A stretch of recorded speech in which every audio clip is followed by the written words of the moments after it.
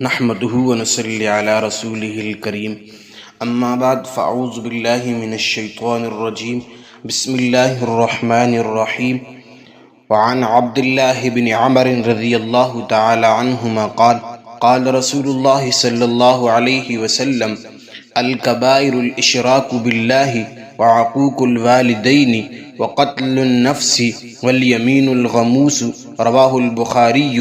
وفي رواية انس وشهادة الزور بدل اليمين الغموس متفق علیہ او کما قال علیہ الصلاۃ والسلام۔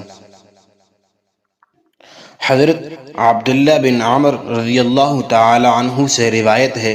کہ رسول اللہ صلی اللہ علیہ وآلہ وسلم نے فرمایا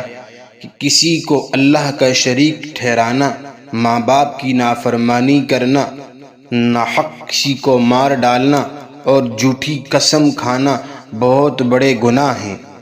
اور حضرت انس رضی اللہ تعالی عنہ کی روایت میں جھوٹی قسم کھانا کے بجائے جھوٹی گواہی دینے کے الفاظ ہیں۔ حدیث پاک میں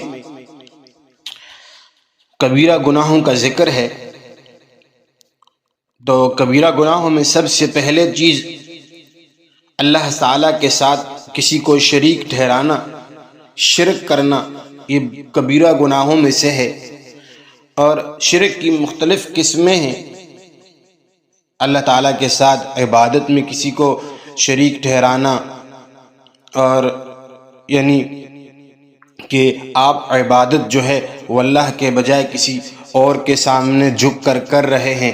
یا سجدہ کرتے ہیں تو وہ اللہ کے سامنے سجدہ کرنے کا حق ہے، آپ کسی اور کے سامنے جھکتے ہیں۔ اور مانگنا جو ہے اللہ تعالیٰ کا حق ہے، آپ کسی اور سے مانگتے ہیں۔ اور دوسری چیز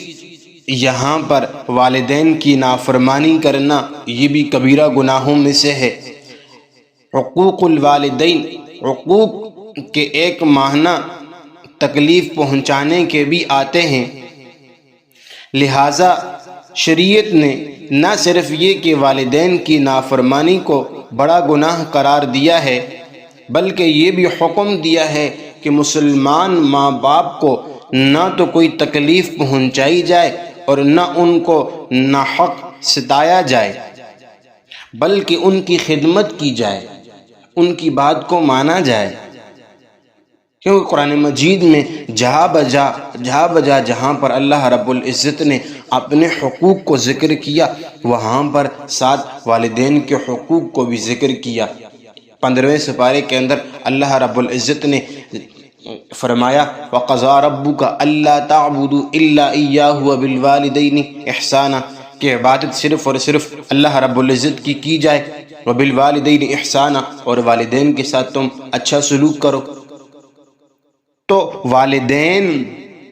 ہی انسان کے دنیا میں آنے کا ذریعہ ہوتے ہیں، اس لیے ہمیں اپنے والدین کی خدمت کرنی چاہیے، نہ کہ ان کو ستانا چاہیے۔ ہم دنیا میں تو اس دنیاوی زندگی کے اندر اپنے والدین کی قدر نہیں کرتے، لیکن جب ہمارے والدین میں سے ایک یا دونوں اس دنیا سے چلے جاتے ہیں، پھر ہمیں ان کی قدر ہوتی ہے، لیکن وہ وقت ہمارے ہاتھ سے نکل چکا ہوتا ہے۔ اس لیے ہم اپنے والدین کی خدمت کریں۔ اور دوسرا، کافر ماں باپ کو بھی اذیت پہنچانے سے روکا گیا ہے کہ اگر کسی کے والدین کافر ہیں تو ان کو بھی اذیت نہ پہنچائی جائے، لیکن ان کو کفر کی لعنت سے نکالنے اور قبول اسلام پر آمادہ کرنے کے لیے ان کے ساتھ تھوڑے بہت سختی والے برتاؤ کی اجازت ہے، کہ آپ ان کو کفر سے اسلام کی طرف لانے کے لیے آپ ان پر تھوڑی بہت تو سختی کر سکتے ہیں، لیکن یہ بھی ہے کہ وہ سخت برتاؤ جو ہے وہ ناگزیر بھی نہ ہو اور اخلاق انسانیت کے خلاف بھی نہ ہو، کہ جو ایک انسان کے ساتھ اخلاقی درجہ ہوتا ہے اس کے خلاف بھی نہ ہو۔ اس حد تک آپ کر سکتے ہیں، لیکن بہت زیادہ آپ ان پر سختی بھی نہیں کر سکتے۔ قرآن مجید میں جو اللہ رب العزت نے ذکر کیا ہے وَبِالْوَالِدَيْنِ إِحْسَانًا، تو ماں باپ کے ساتھ احسان اور حسن سلوک کا حکم، اس میں 3 باتیں ہیں۔ پہلی بات تو یہ ہے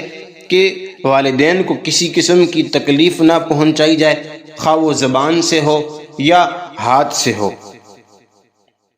یعنی نہ تو ان کو مار پیٹ کر تکلیف پہنچائی جائے اور نہ ان کے ساتھ بد زبانی اور بد کلامی کی جائے۔ وہ کوئی بات کہیں تو ان کی بات کو برا نہ مانا جائے، ان کی بات پر صبر کیا جائے، ان کی بات کو برداشت کیا جائے، نہ کہ آگے سے ان کو جواب دیا جائے بہت برے طریقے سے، اور نہ ان کو آگے سے مار پیٹ کی جائے۔ دوسری بات یہ ہے کہ جہاں تک ممکن ہو سکے جان و مال سے ان کی خدمت کریں اور ان کی اطاعت اور فرمانبرداری کریں،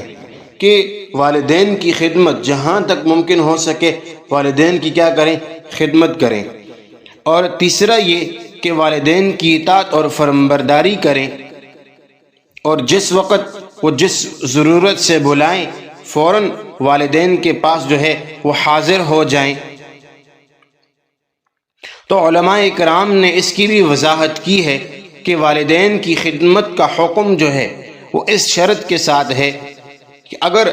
ماں باپ اولاد کے محتاج ہوں اور اولاد بھی والدین کی خدمت کرنے پر قادر ہو، قدرت رکھتی ہو، تو پھر اولاد کو ماں باپ کی خدمت کرنی چاہیے۔ لیکن دوسری صورت یہ ہے کہ اگر والدین بھی اس کے محتاج نہیں ہیں اور اولاد بھی اس پر قادر نہیں ہے، تو پھر اولاد پر ان کی خدمت واجب نہیں ہے۔ اور اسی طرح دوسری صورت یہ ہے کہ اگر والدین اچھے کاموں کا حکم دیں یا خلاف شرع چیزوں سے روکیں یا کسی شریعت کے خلاف حکم نہ دیں تو پھر ان کی اطاعت کرنا ضروری ہے۔ لیکن اگر وہ شریعت کے خلاف کسی چیز کا حکم دیتے ہیں، مثال کے طور پر کسی واجب کام کو ترک چھوڑنے کا حکم دیتے ہیں، کہ مثال کے طور پر کہیں فرض حج ہے اس کو چھوڑنے کا حکم دیتے ہیں، یا نماز فرض ہے کہ اس کو چھوڑنے کا حکم دیتے ہیں، یا جماعت کے ساتھ جا کر پڑھنا سنت مؤکدہ ہے اس کو ترک کرنے کا حکم دیتے ہیں، یا تو یہ جو پہلے چیزیں ذکر کی گئی ہیں فرض نماز، فرض حج کو ترک کرنے کا حکم دیتے ہیں، تو پھر ان چیزوں میں ان کی اطاعت نہیں کرنی چاہیے۔ ہاں اگر وہ جماعت کے ساتھ جا کر نماز پڑھنے کو چھوڑنے کا حکم دیتے ہیں، یا عرفہ کے دن روزہ رکھنے کو منع کرتے ہیں، تو پھر اس میں علماء اکرام کا جو صحیح قول یہ ہے کہ اس میں 1-2 مرتبہ تو ان کی اطاعت کرنی چاہیے، لیکن اس کو مستقل نہیں بنانا چاہیے۔ اگر وہ ہمیشہ منع کریں تو پھر ان کا حکم نہیں ماننا چاہیے۔ ہاں اگر وہ کسی نفلی عبادت سے روکتے ہیں تو اس میں ان کی خدمت کرنی چاہیے اور ان کا حکم ماننا چاہیے۔ دوسری چیز آگے جو ذکر کی گئی تھی وہ یمین غموس یعنی جھوٹی قسم کھانا۔ مثال کے طور پر کوئی شخص کسی کام کے بارے میں اس طرح قسم کھائے کہ خدا کی قسم میں نے فلاں کام نہیں کیا، درا حال ہے کہ اس نے وہ کام کیا ہے، تو یہ یمین غموس کہلائے گی۔ اس پر بڑی سختی سے ممانعت ہے، کیونکہ یہ بہت بڑا گناہ ہے۔ ایک آدمی ہے، اس نے یہ کام کیا ہے، اب وہ قسم کھا رہا ہے کہ میں نے یہ کام نہیں کیا، تو ظاہری بات ہے وہ جھوٹی قسم کھا رہا ہے، تو اس پر بہت بڑی ممانعت ہے۔ اور اسی طرح کسی کے خلاف جھوٹی گواہی دینا یہ بھی کبیرہ گناہوں میں سے ہے۔ تو ہمیں خود بھی ان چیزوں سے بچنا چاہیے اور دوسروں کو بھی بچنے کی دعوت دینی چاہیے۔ اللہ رب العزت ہمیں ان باتوں پر عمل کرنے کی توفیق عطا فرمائے، اور جو پڑھا سنا ہے اس کو آگے دوسروں تک پہنچانے کی توفیق عطا فرمائے۔ وآخر الدعوانا ان الحمد للہ رب العالمین۔